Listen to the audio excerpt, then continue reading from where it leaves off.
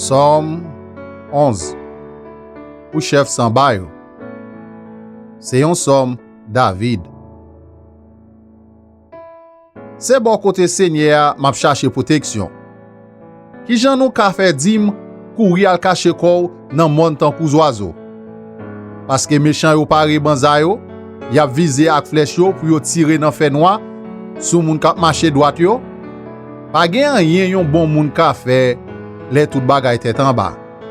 Seigneur nan kay ki a pa pou li a. Li gen fauteuil li dans ciel là, l'a gade les hommes. Li konnen ça y a fait. Kit yo bon, kit yo méchant.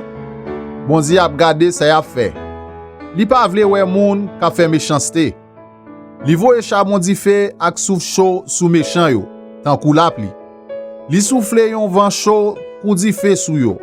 C'est ça yo tout yo mérité. C'est ya, pas nan parti pris. Li remen les moun fait bagay ki bien.